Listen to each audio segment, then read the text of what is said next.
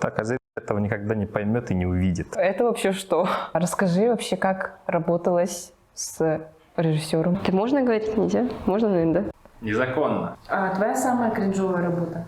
Лучше украсть. Это было специально или как? Куда ты скидывала свои рисунки? Да. А, черт, я сейчас свалил. Раз, два, три, четыре. Раз. Перегруз студии. А ну, значит, работает? Вы чуть тише говорите. Всем привет, меня зовут Аина. И сегодня будет очередное интервью-диалог. Сейчас якутское кино приобрело некий феномен.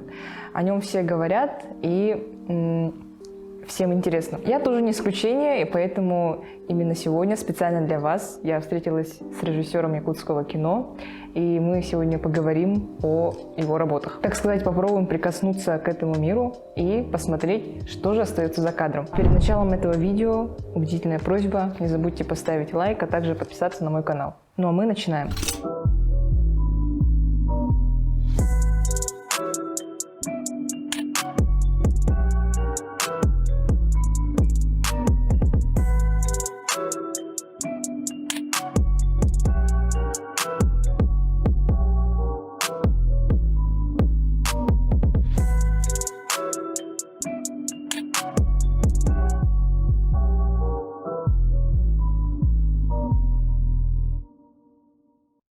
Привет. Привет, Петя. Ну, давай, расскажи для обывателя, кто ты такой и какие твои работы можно посмотреть. Меня зовут Петр Хики. Я режиссер-самоучка. Мои работы — это фильм ужасов «Крюк Хомус» и Истерн якутский «Холодное золото». Ну, помимо этого я продюсировал, там, монтажные работы делал, цветокоррекцию, там, это уже как специалист отдельного профиля. Угу.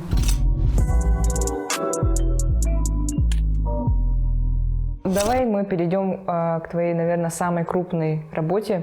Это «Холодное золото». Расскажи об этом фильме поподробнее. Да, «Холодное золото» — это довольно масштабно для меня оказалось. Мы снимали, учитывая вот пандемию, коронавирус, мы потратили на фильм чуть больше 2 лет. Мы разделили на съемки на 2 блока. Мы снимали в селе Качекаца в основном и также в некоторых селах Намского района. Расскажи, как это было сложно от 1 до 10. Там есть классная фотка у нас, когда мы сидим на читке. То есть обсуждаем сценарий, и там видно мое лицо, то, что я вообще не понимаю, куда я лезу. Ну, было, да, очень стрессово, очень сложно, но я постарался как-то профессионально все это выдержать, потому что разные ситуации бывают, разные истории получаются. Но по сложности, конечно, это было очень сложно, но благодаря вот крутой продюсерше, директору Сахафильма Сардане Савиной, мне кажется, и всей этой женской команде, которая была у нас за кадром, и которой они снимали мужское кино, у нас получилось все довести до конца, и причем очень даже неплохой результат выбить. Ну, вообще классное, крутой. 10, ладно, больше 10 было, очень было сложно. Ладно. Все действия происходили на улице. Расскажи. Самый главный вопрос. Камеры не замерзли? Они мерзли. Вот как раз вот парень ходит же, это Петя Иванов, он был полностью был оператором на 2-м блоке. Мы снимали на Аре Алекса Мини, сахафильмовская камера. У него такой чехолчик был специально для таких условий. Но мы вот снимали и сразу несли камеру греть, учитывая конденсат, чтобы не образовался. Да, было сложно, это все время на тайминге надо было держаться. Мы снимали, получается, в марте и апреле, там еще более-менее было, потому что с каждым днем все теплее и теплее. А самая жесть была все-таки в ноябре, наверное, на 2-м блоке. Не то, что в камерах было холодно, да, холодно было людям.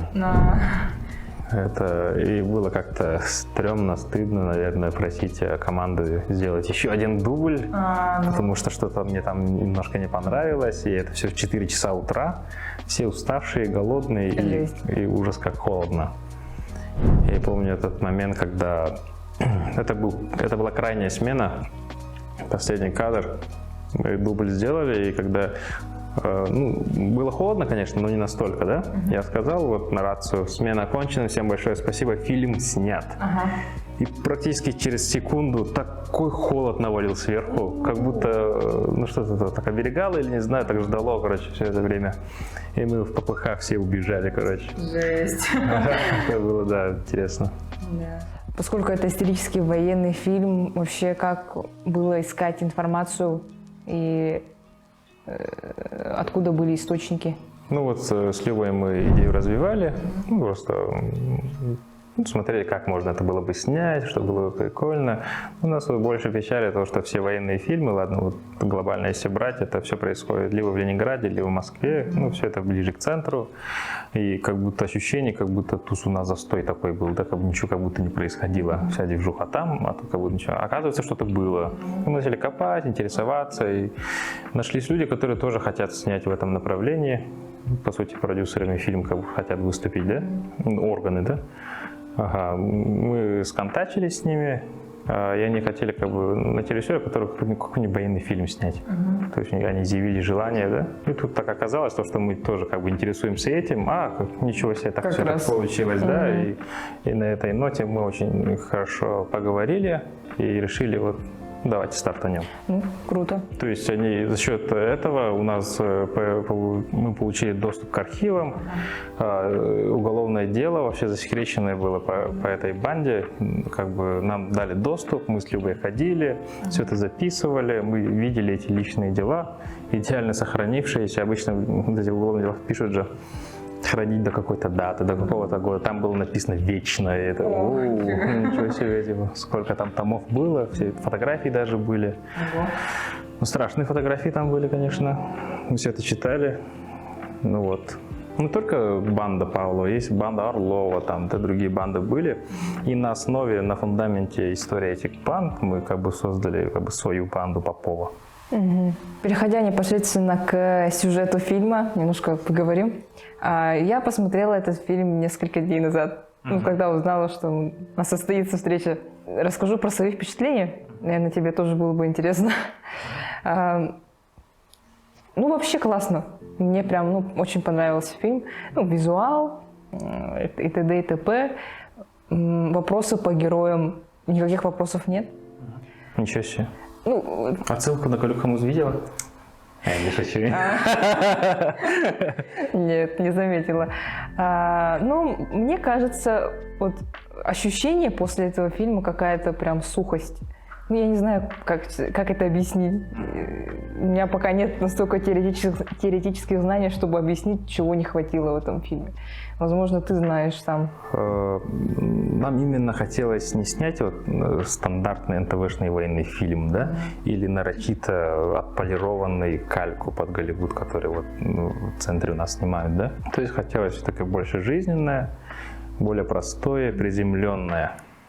То есть, если глобально брать, да, там никаких плот-твистов, никаких там шокирующих моментов, прям таких, мне кажется, нету. Ну, глобально для сюжета, да, это такой. Есть банда, есть НКВД, да, милиционеры, они должны ликвидировать, и ну все, ну как бы максимально все просто, и все это как интересно все это подать. Это больше такой небольшой вызов для нас был больше, наверное, да. По атмосфере я вдохновлялся конкретно фильмами вот «Нефть», и как трусливый Роберт Форд убил Джесси Джеймса. Они, ну, вестерны. У них тоже гнетущая атмосфера, тоскливость. Ну, может появиться ощущение, что это довольно скучная подача. Но мне кажется, для нашей истории это как раз то, что и нужно было. Ну, возможно, да. Ну, вот поэтому решили так снять. Ну, вот еще вспомнила, да.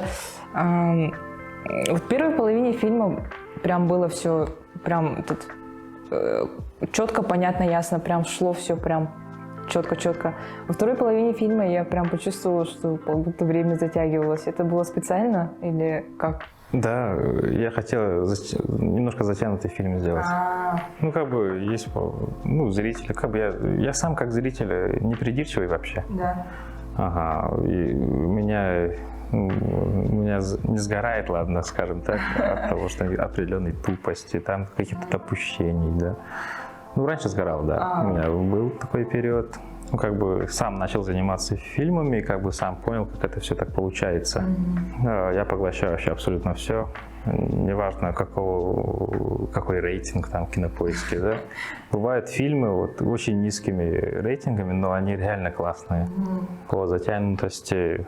Просто, вот, как я сказал, мне с детства нравились такие затянутые, спокойный фильм. Сидишь в такой деревне, чай варится, там, до родителей, там, как бы отец сидит и смотрит какой-то фильм в телевизоре. Да, это прям уютно. Да, уютно, очень затянуто. Не хочется, чтобы фильм этот заканчивался, потому что с окончанием этого фильма как бы закончится вся эта уют, атмосфера это закончит. Типа, вот настрой на это был, ну, у меня. Ну, у тебя получилось. Спасибо.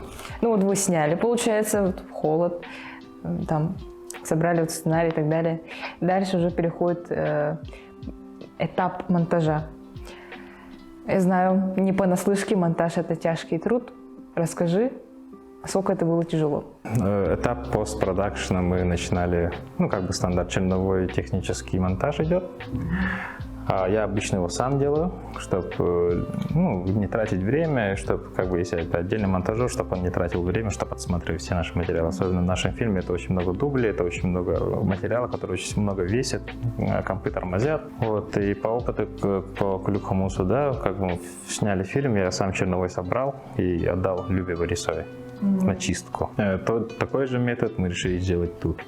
Тут интересно вышло вот момент. Она же написала сценарий, да? Ну, совместно, но как бы главным сценаристом является она. То есть она как автор вложила. То есть это, скажем так, это для нее тоже первый опыт, где она, ну, скажем так, взяла заказ. То есть я заказчик, я как бы попросил ее написать сценарий для моего фильма. А она всегда писала для своего Влади. Такого опыта такого не было. И тут момент встает именно, когда ты рождаешь что-то, это как бы твой ребенок. То есть немножко ревностное отношение возможно. И она написала сценарий, и она ругала меня, потому что я снял все по-другому. Ну да. Я местами там много чего поменял, да, из-за этого сюжет немножко, может, пострадал, а может, и как бы лучше стал. Вот. Ну, она ругала, ну, как бы, ну, фильм снял уже, что я тут уже сделал. Что поделать, да? Ага, у меня принцип есть, ну, многих есть, типа, вот, сняли, и вот, когда монтируешь, очень всегда становится жалко резать кадры. Мы столько там старались, ребята, вот так, мол, вот так, а зритель этого никогда не поймет и не увидит. Это как бы рациональный подход у меня тут был. Я все отдал, я просто ушел в темноту, скажем так. Как бы делать все, что хочешь, абсолютно. Тут у нас карт-бланш был в плане, коронавирус, это, конечно, плохо, вот эта пандемия, да, но для фильма это больше плюсом стало, потому что мы полфильма сняли, полфильма смонтировали, и мы увидели, что мы пропустили, какие кадры мы, и на втором блоке мы смогли как бы КПП сделать, чтобы все дополнительные кадры все отснять. Это очень сильно помогло. Я не уверен, что все хорошо вышло при первом, если все в один блок. Вот. То есть, получается, до во время съемок, это круто. И вот отдал Любе, она все смонтировала, и тут уже тот же эффект сработал на мне, потому что я снял фильм, я же по-другому его видел, она смонтировала совсем все по-другому. Ну, это я возникал, и, ну, все посмеялись. Ну, как интересно все получается, оказывается, да, с точки зрения психологии, как бы авторства и людей вообще, взаимоотношений. Вот, и спустя время, в принципе, неплохо. Такое же ощущение приходит. Все обосновали друг другу, и такой уже авторский, как сказать, все скомпилировалось, в общем, да. Ну, это вообще нестандартный постпродакшн, по сути, был. Много чего мы не знаем, слишком масштабный фильм, очень много графики мы делали, да. Полфильма мы смонтировали, примерно вот так причесали, посмотрели, и мне делать было нечего, говорю, очень много внимания на этот фильм у меня было, и поэтому я не смог сдержаться, я нарисовал раскадровки, сгенерировал раскадровки и все это смонтировал. Полфильма практически, даже восьмерки, даже диалоги, я все сделал. Жесть. Практически, и вот как раз, вот, когда вот Петя снимал, я ему скидывал, рендерил видосы с этими раскадровками, ему скидывал. Я там даже музыка была. Я даже собирался озвучивать. До этого доходил, ну, не знаю. Кстати, насчет графики, вот я видела в твоем аккаунте, там дома были построены и так далее. Расскажи, как построить деревянный дом за бесценок. Ну, не сказала, что это А самая открывающая сцена, она самая масштабная получается. Там мы построили один дом, лицевую сторону. Ну, как бы дом мы построили, а крышу только половину, где я тут камера снимаю. Или в Качкацах баню маленькую, чтобы сжечь. Кстати, да. А все остальное мы поставили зеленые кубики. И все это было нарисовано. Нифига. Вдруг вот Витя Лифу, вот директор студии «Среда». Ну, мы тут рядом сидим, я через монитор вижу, и типа я вот так сидел, да, вот так нарисую, вот так, вот так. Я в это время красил, там другим занимались. И тут же сидит у нас Айсен, то есть постпродакшн все было в студии «Среда». Вот Айсен Сергеев, он графикой практически все там отклинапил, там то добавил, то стер, и мы настолько круто все это сделали, что это практически незаметно. Заметила что-нибудь? Ну, если честно, нет. Это прям вообще супер качественно было. Это самый лучший комплимент для специалистов по графике. Ну, насчет обертки, так сказать, подачи со стороны рекламы. Вот когда уже вот фильм выходил на прокат, там был какой-то подход специальный или это было все по наитию? Рекламная кампания, да, это отдельный этап, где есть отдельное развитие. Кто-то пытается делать что-то вирусное. Я больше ставку делал на... Это началось вот как раз в Филиппомос, когда рекламная кампания делает, там, характер-постеры делал. Характер-постер в якутском кино не было. Это мы сделали во время после съемок Керель. Я всем говорил, давайте характер-постеры делать. И тогда с Валентином... Ну, Валентин решил, надеюсь, послушав меня, да? Характер-постеры, они очень хорошо разлетелись. Но как бы это рабочая схема, если ты видишь, значит это работает. У меня такой принцип. Не важно, какой результат, главное, как действие дает результаты. Потому что в то время я вот как раз смотрел Люди Икс, ждал, там они, рекламная кампания, очень много этих характер-постеров, прям очень сильно. И в «Холодном золоте» то же самое сделал. Я видела, ага. Прям прикольные были. Да, прям очень аутентичные. Мы даже там сценку разыгрывали. Так, то есть актеры вот стоят, ждут по очереди. И мы якобы НКВДшники. И прямо фотограф стоит, и мы так затаскиваем. Смотри сюда, типа орем на них и говорю, что происходит? Вот так вот. Сценку разыгрываешь, чтобы максимально естественно все это получилось. Я люблю делать не один трейлер, а два. И в Филиппомосе, и в «Холодном золоте». До этого еще тизер делали. Ну, тизер, ну, стандартная схема. Тизер, два трейлера желательно, характер-постеры. И максимально уже, ну, после этого, после этих основных, это фундамент, мне кажется, и после этого уже и по наитию, и по возможностям, и по ресурсам уже максимально крутые поводы делать, уже с блогерами работать, и, ну, там уже довольно стандартно. Ну вот, ладно, фильм вышел в прокат, так, это т.д. и т.п. И вот, если мы сейчас зайдем на YouTube, можно посмотреть в открытом доступе «Холодное золото». Незаконно. Это вообще что? Сбербанк онлайн номер оставишь, чтобы ты посмотрел. Я не знаю. Как это получилось? Я не знаю, кто это залил. Я помню, когда премьера в Москве сначала в Питере сделали, потом в Москве с нашими партнерами. И когда только вот новинка вышла, просто разлетелась по всем пиратским сайтам. Мгновенно просто. Я до этого, до премьеры смотрел, посмотрел «Холодное золото» онлайн, и там уже страницы были готовы. Ну ничего себе там. Ну как бы я не ждал, что какой-то якутский фильм там. Ну, вот так подготовились. Да, ну в каком-то смысле это же плюс. Там же больше 1 миллиона просмотров на Ютубе. Да, мы смотрели вот на этот канал, и там много военных фильмов там заливают. Ну, там очень мало просмотров, а почему-то наш миллион, да? Ну, это прям вообще супер. Мы бы удивились, если бы этот зритель только якутский был, но якутский зритель. Мы насчитывали это человек, сколько-то, ну, не больше 100 тысяч, да?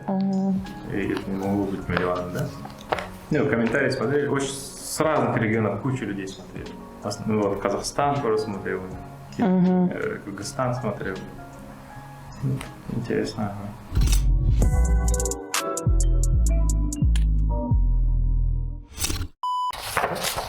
Пишет? Нет? Пишет.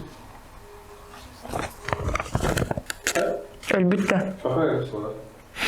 О, Мы поговорили о кино, о проектах, давайте немножко отвлечемся. Сейчас я подготовила для тебя квиз. Быстрые вопросы, быстрые ответы. Не про кино? Про кино. 10 вопросов. Начнем с первого. Самое дорогое якутское кино. Дорогое. Тыгындархан. А, нет, ну если инфляцию учитывать, то Тайна Чингисхана все-таки переплюнет. Да. Да, пока что Тыгындархан, он набрал более 200 миллионов рублей. Не набрал, а Бюджет. потратил. Да. Какой якутский фильм был включен в лонг-лист претендентов на Оскар? Ну, чё?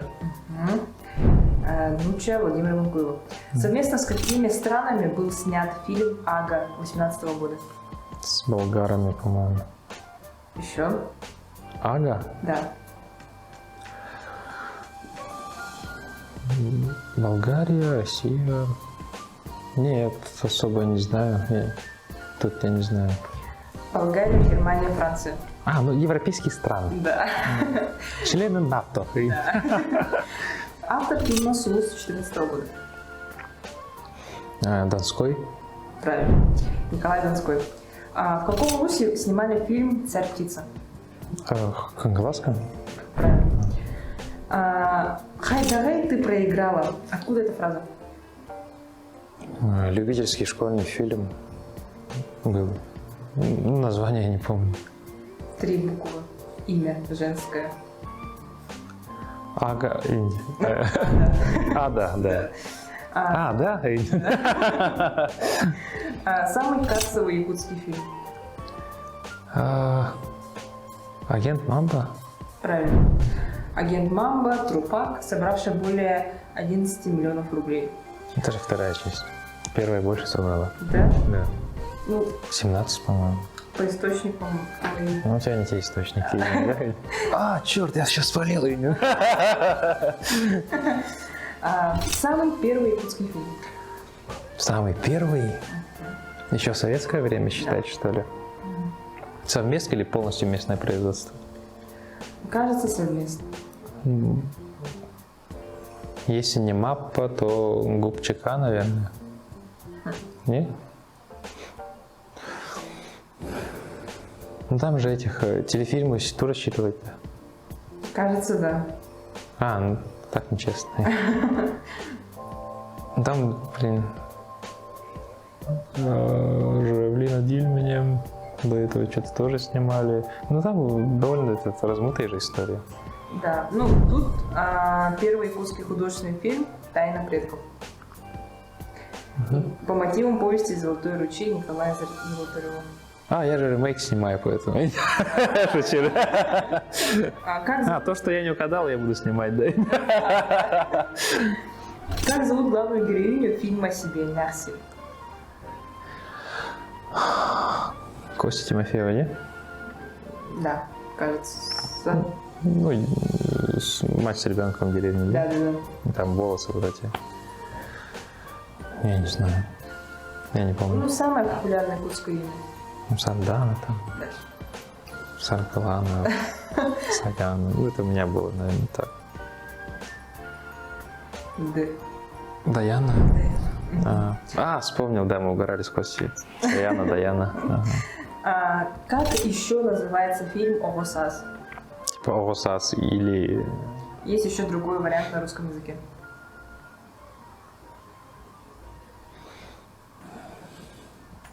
Огосас. Никан Архина, да? Как украсть велосипед? Или... Да. Как починить велосипед? Починить. Ну и- Лучше украсть, чинить не надо. Ну и тоже все холодного золота. Прям сложный вопрос. Да? Вообще... Не знаю.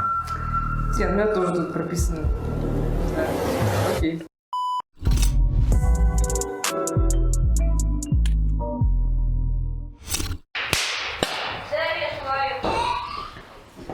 Так, и какие-то звуки начались, да? Нежданно-негаданно у нас сегодня еще бонусная встреча с Евой Кузьменко. Как вы помните, она играла в «Кулик Хомус» главную героиню, и сегодня я спрошу у нее некоторые вопросы. Ну, расскажи, как ты попала в ужастик? Это был 2018 год. Я летом попала в больницу И как только я вышла, мне написал мой давний друг Петя Соловьев. Мы его Пиццу называем сейчас. Он написал и говорит: не хочешь ли попробовать себя в кино? Я такая: ну, почему бы нет? Он говорит: только фильм такой, хоррор, говорит, ужастик. Я говорю: а, ну и что? Ну, я никогда особо не боялась ужастиков, там сильно таких у меня бзиков не было. Я говорю: почему бы нет? И на завтрашний день, получается, я пришла сюда же, в это же место, и сняли, ну, как кастинг, ситуацию дали, сыграла, и сказали: ну, через пару дней, типа, позвоним, скажем. И на следующий же день, даже утром, такие: мы тебя берем. Я такая тоже классно, думаю. Говорю: когда съемки? Осенью, в сентябре. Я поехала на родину, отдохнула, приехала. Так и мы поехали сниматься в кино. Ну, прям совпадение за совпадением, прям как судьба, да? Да. Ага. А расскажи про самый сложный кадр в этом фильме. Самый сложный, скорее всего, это вот когда меня закапывали в землю. Да, и сделали обратную съемку. Но у меня клаустрофобия, я вообще боюсь всяких таких вещей. И меня прям реально закопали вот в верхнюю часть. Да, и это несколько дублей было. Вот эта земля попадала и в уши, и в глаза, ухо, там, во все дыры, короче. Да, но это было страшновато, но когда мы отсняли этот кадр, у меня такое облегчение было. Да, какую-то свою фобию тоже, можно сказать. Получается, это твоя первая работа в фильме?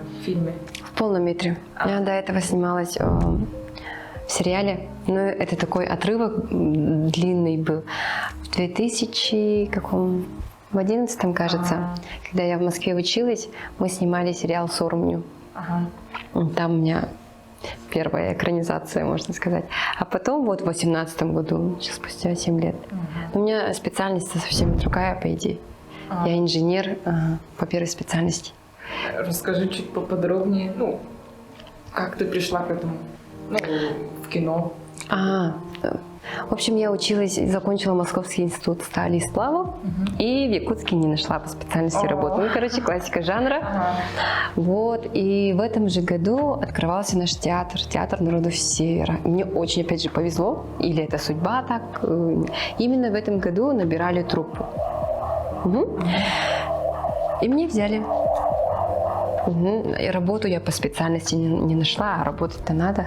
А с детства я танцую, у меня и родители все время, но они все в культуре работают. Поэтому культура для меня это очень близко с детства. Я с удовольствием согласилась, и вот так я попала в театр. Ну, театр, а потом уже кино, как-то вот, так. Классно. А почему институт стали сплава? Тут, наверное, скорее всего, повлияло общество, потому что я закончила РК, Шамаева школа, физмат-школа. Это физмат-направление. У нас прям у всех такой бзик, мы должны обязательно поступить в центровуз, обязательно там либо техническое, либо математическое направление. Я мат-класс закончила, и вот так. А душа-то, оказывается, просила совсем иного. Поэтому я не жалею, что я 5 лет совсем в другом этом, да, пробывала. Но все равно это хороший опыт жизненный. Ну, прикольно.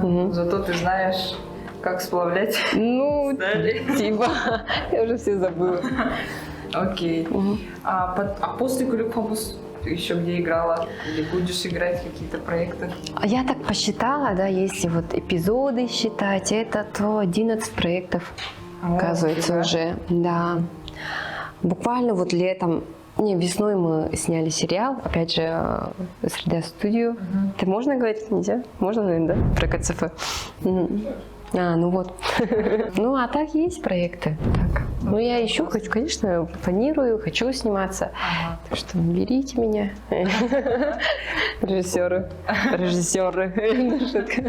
Еще про Глюкомус. Там вторая главная героиня была девочка. Айлина. Айлина. Вот скажи, как работать с детьми? Было ли тяжело? Мне опять же повезло, потому что девочка оказалась очень самостоятельной, хоть она была маленькая, но ни разу мы от нее никогда не слышали, чтобы она капризничала, плакала, чтобы нет, всегда на веселье, как взрослый. Поэтому, я не знаю, мне было очень легко с ней работать. Круто. А у нее родители были, да, или она была? Не одна была. Нифига. Да, интересно. Бабушка была. Да. Ага, попозже приехала. Точно. Но вообще, все равно, девочки, респект. Ну да. Расскажи вообще, как работалось с режиссером Кулюк Хамус? Режиссер Петя Хики. Ну, на самом деле, мы сейчас уже очень хорошо дружим. Вот познакомились в 2018 году и сейчас уже стали очень хорошими друзьями. Опять же, хоть это был его первый большой проект, он работал очень профессионально. Нигде такого, чтобы не было. Как сказать, режиссера намыло или что-то. Такого не было, действительно. Он все предусмотрел. Мы питались вот так хорошо. Мы жили в очень хороших условиях. По профессиональной деятельности вообще вопросов нет, действительно. Хоть и маленькая команда, всего 7 человек работали. То есть мы очень друг друга хорошо понимали, помогали. То есть я была где-то и там что-то держала, вот свет, допустим, да. Конечно, настраивать я не умела, естественно. Я где-то хлопушка, где-то звук там помогать. Ну, на самом деле очень интересно. А я, получается, получила колоссально большой опыт сразу с первого проекта. Ну, прикольно. На этом наш мини-интервью подходит к концу. Было очень приятно познакомиться с тобой. Взаимно. Спросить про Кулюк Хамуса и так далее. Спасибо большое.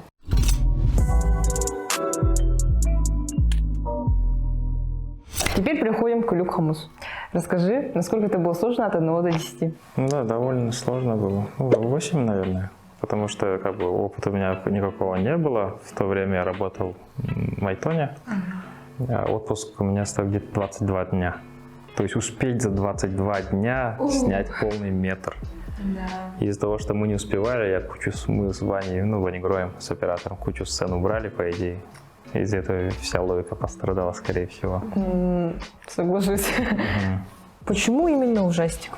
Как всем известно, наверное, фильмы ужасов в большинстве своих случаев не требуют огромных финансовых вложений. И саспенсом очень можно хронометраж потянуть. Лучше, чем план с коптера, мне кажется. Поскольку я любитель ужасов, то я не могу не спросить этот вопрос. Я делала обзор на все якутские ужастики, кто помнит, и у меня такой вопрос. Я хочу узнать твою реакцию, если ты не видел. Сейчас покажу. Если видел. Я видел. Видел? Ну вот, отлично. Хочу узнать твою реакцию. На обзор? Да. А потом ты снимешь обзор на мой обзор. Я случайно, по-моему, наткнулся. Я все полностью отсмотрел. Да, в большинстве случаев совсем согласен по всем фильмам. Я не собирался там спорить, да, я просто смотрел, и да, классно все получилось. Ты потратила время, нашла, что-то посмотрела. Это отдельный труд, мне кажется, учитывая то, что многое качеством не отличается. Давай тогда мы перейдем непосредственно к самому фильму. Кулюк Хамус. Что было взято за основу сюжета? Я сейчас раскрою всю тайну. Это было жестко, скажем так, да? Потому что если ты хочешь снять полный метр, и ты никогда этого не снимал, и ты тем более молодой, да, зеленый, у тебя внутри все горит, тебе хочется все это снять. Я несколько сценариев написал на самом деле, и каждый раз я их всех уничтожал, потому что где-то совсем уж тупо, где-то сюжет не тянет на полный метр, и в третьем варианте, по-моему, очень много бюджета нужно было, и слишком много жести было. Все это в Шредер кидал, все это переписывал, все эти страдания и муки я все через это прошел. Каждым разом я начал понимать, то, что это больше я сам себя загоняю, то плохо, все плохо, И начал больше над собой работать, и написал сценарий. Я взял, как называется, логлайн же есть.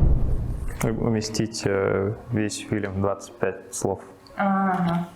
Ну, я любитель это. Если человек за 5 секунд не может рассказать быстренько о фильме, да? И, ну, задача не заинтриговать, а как бы четко сформулировать и рассказать про этот определенный фильм, то этот фильм не стоит внимания.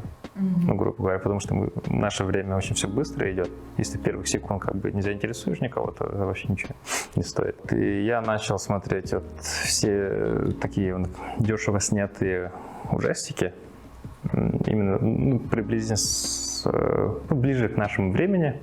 И я начал вот так по сценам предложения писать. Про что сцена была одним предложением. Так проходился, вот гигантский список нескольких фильмов сделал. И как бы все параллели я увидел в принципе. И из этого как бы все это сформулировал уже свою версию. И это пошло на работу. То есть из-за того, что я переписывал очень много сценариев, у меня не хватило времени добить последнюю версию. И сценарий был написан, наверное, на 60-70%. И вы уже начали съемки? Да, ну пришлось как бы время поставили. Ну как, кидаешь все в океан, в воду, и научись плавать, если нет, то как бы утонет критики и кринжи. Понятно.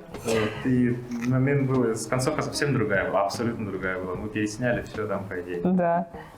Да, не то, что скандал, людям не понравилось, то, что я снимаю про хумус, это святое, национальный инструмент.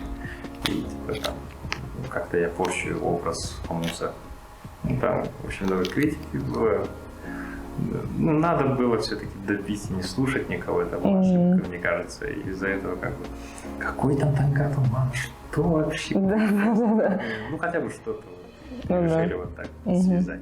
Я хотел еще анимацию вначале добавить, типа там испокон веков, там табага, типа всегда пытались как бы смастерить свой хумус. Из этого не получилось, и один авага вышел из-под земли, пошел учеником к кузнецу и не смог научиться, убил этого кузнеца и смастерил уродское подобие. Типа. Как бы начальная сцена такая должна была быть, но тогда опыта и возможности у меня не было, и как бы это все осталось мимо кассы. Как бы четко у меня было как все это занимировать. Так, ну я же компьютерной графикой занимаюсь, я по идее мог бы это сделать, успеть, но время беспощадно идет. Я взял вот август, по-моему, мы снимали конец августа до какого-то там сентября, ну август-сентябрь. 22 дня четко я снимал в своей родной деревне. Это где? Это Мегино-Кангаласский улус, село Бытийдя. У нас село, не деревня. У нас есть церковь. Вот. И я снимал в доме своего деда, где я вырос. Я жил там до 5 класса. Ну, пацаны мы там же снимали, и там же спали. А девчонок я к родителям отвозил. Ну, там недалеко. А девчонки там жили. Отдельный рацион для всех. Ну, родители были очень рады, что я там что-то, какую-то деятельность веду. Ну, в общем, село очень хорошо, очень много людей очень помогало. Им большое спасибо за это. Ну, было очень весело. Как бы у нас в команде в основном костяк 7 человек всего лишь было. Кто-то отснялся, вот Ева отснялась, «Лежи свет». Дима Хуитанов отснялся, давай перетащи кого-то туда. Сразу перчатки надевай и превращаюсь в другого специалиста. Очень классно было в этом плане. Там был скример и т.д. и т.п. Вот это тоже монтаж. Как это вот было сделано? Там из этого... Какой именно? Какой именно? По-моему, скример. 3. Со стариком, который там выходил прям с лицом. Девочка оборачивается. Да. Или когда вот герой Дима Хуитанов убивает. Спойлер. Когда убивали, кажется, было. Когда у входа стоит. Да. Вот, ну как это было сделано? Вот в 2 скримерах мне очень сильно помог Коля Туди, если ты знаешь, это наш крутой диджитал-артист, художник. Он жил в то время с семьей на островах на Бали, по-моему. То есть он живет на островах, выпивает шампусик, да, вообще идеально все, да? И сидит и такой на ноутбуке у себя делает скример для 3-копеечного якутского ужастика. Ему большое спасибо за это, он очень чертовски помог. И в «Холодном золоте» он супер помог с этим шотом. Но он как бы очень дорогой специалист. И чисто такая дружеская, братская помощь, только так мы смогли как бы так. И конкретно вот этот скример, это было 3 кадра, по-моему, раздельных. То есть он стоит, Что-то он прям быстро. Да, и то есть он уже на фотошопе все отрисовал, исказил лицо вот, Васи Слепцова. Это тот чувак, который в «Холодном золоте» играл, Шестипалова. Фотку вставлю.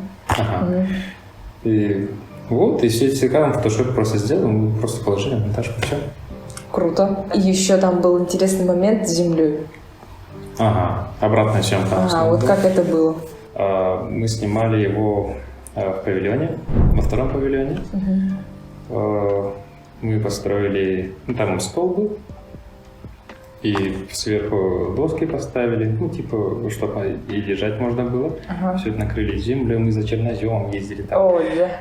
Все дела, короче, в лес пошли, там дергали вот эту траву, то есть типа текстуру сделали, Ева туда ложила, у нее тогда клаустрофобия устраивала. Ага, но она пересилила себя. Мне кажется, после этого уже нету клаустрофобии. Не спрашивала ее. Вот, но она справилась с этим. И вот так дырки сделали снизу. И чтобы руки вот так выходили, когда ее за ноги, за руки сдерживать. А конкретно, как она закапывает, это была обратная съемка. То есть мы изначально закапывали ее. Она выходила из земли. Потом с земли выходит.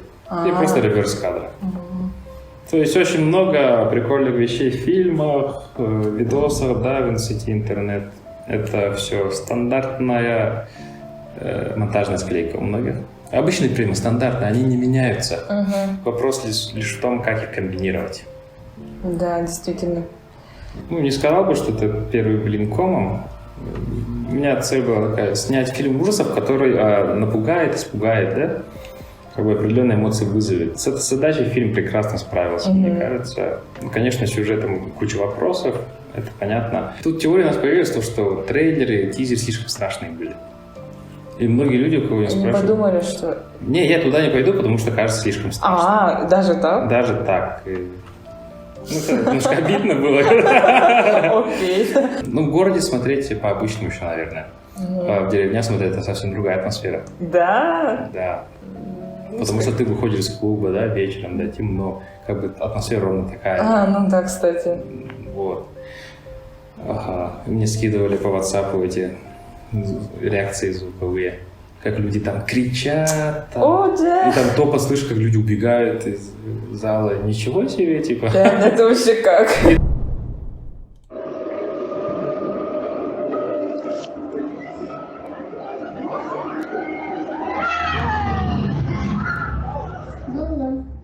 Причем не один клуб был, это много людей так скидывало. Нифига. Ну, это прикольно. Это очень прикольно. Еще будут ужасы? Поживем, видим. Мы ждем. Нет, я готовлю в одну мистику. Это короткометражный проект. То есть именно концентрацию на продакшн там будет. Ну, мы участвуем, я подал заявку на питчинг московский. Там фестиваль ужасов будет.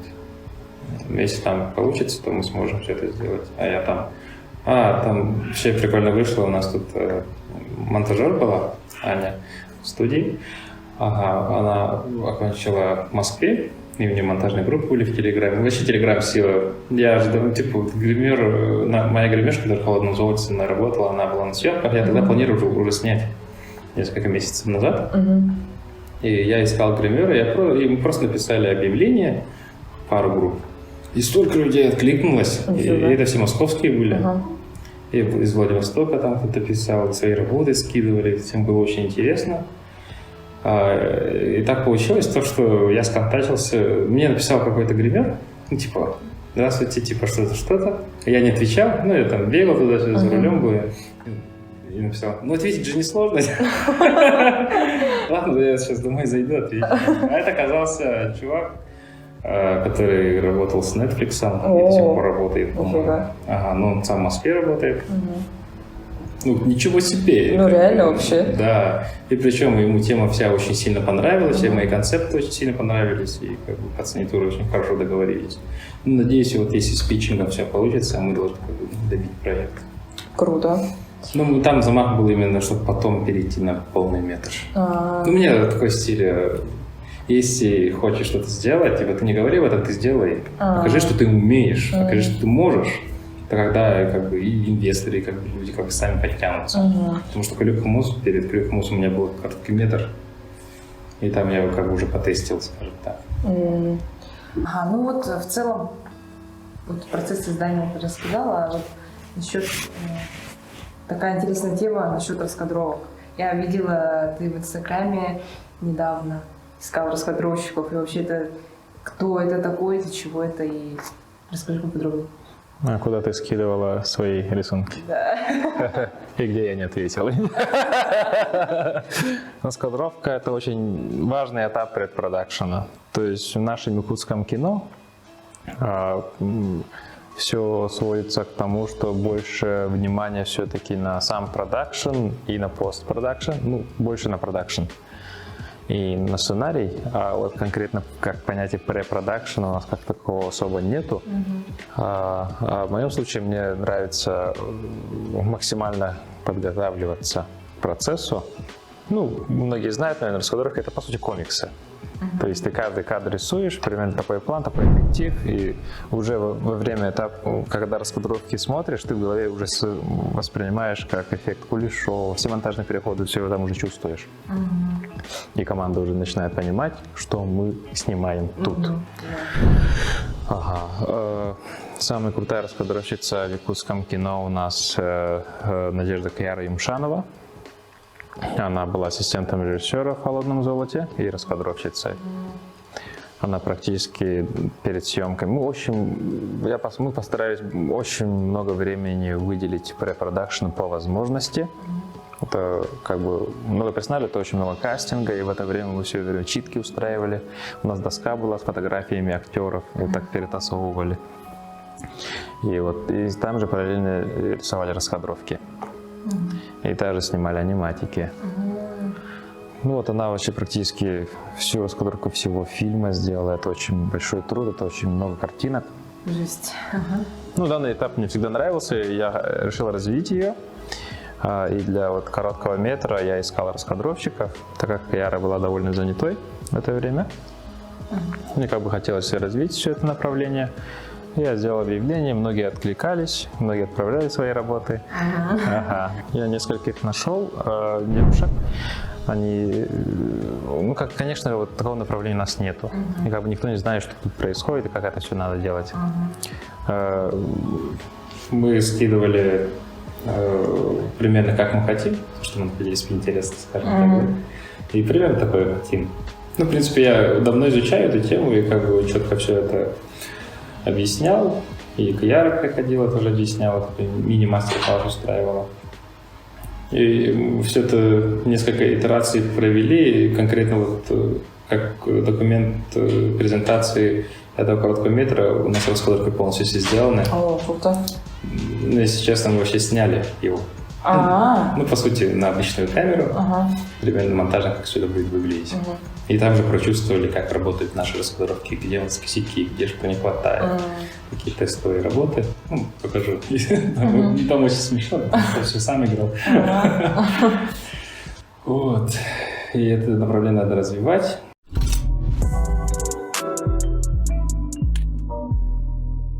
Ну и давай перейдем непосредственно к тебе. Вообще расскажи, каково быть молодым режиссером? Ну, с чего ты начинал, в двух словах?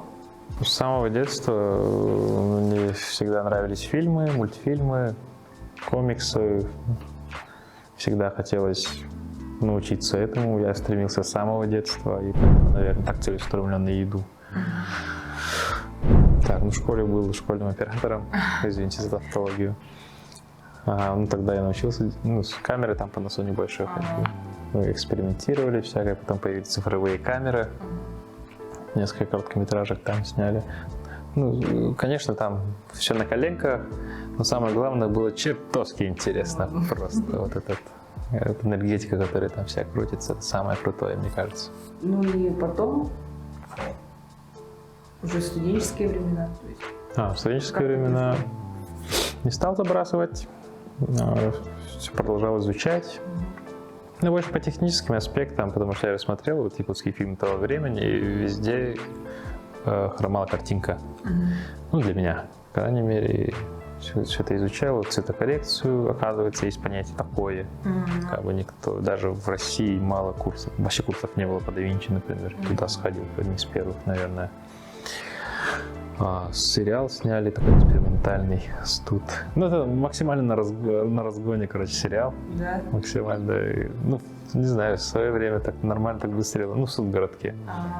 Я полный метр первый, по идее, в студенчестве почти доснял. Там была история про студента, который попадает в петлю времени. Ну, такой, ну, классика жанра уже. Ну, мы, к сожалению, не досняли. Материалы есть вроде у оператора. Были, по крайней мере. Так и не закончили. Ну, все студенческое время я провел, наверное, в появлении Сахафильма с моим хорошим другом Сарианом Колодезником. Он оператором тогда там работал. Каждый день экспериментировали до ночи, снимали, почему свет так падает, почему картинка у них такая, а у нас такое вообще очень плохо. Да. Мы не отчаивались, мы все это изучали. Ну, как бы не зря. Да, действительно. Ну, прям с детства лоб.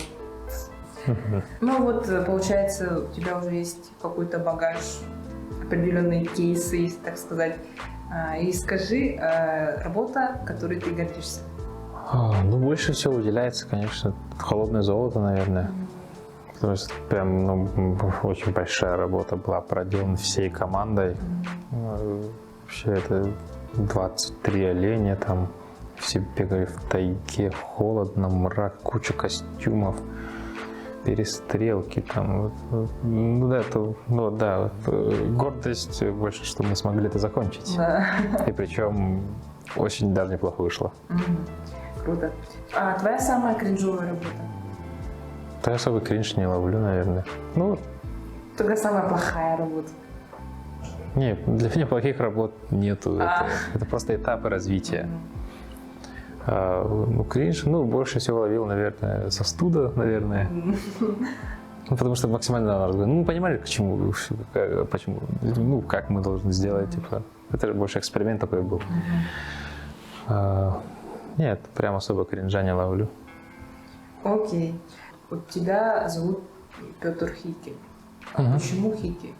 Это мы узнаем, когда я проживу эту жизнь. Давай так отвечать, потому что все спрашивают. Ну, это было, ну, как-то получилось так. Да. А это твоя настоящая фамилия? Ну, теперь да. Ты реально поменял паспорт? Да. Круто, прям классно. Да.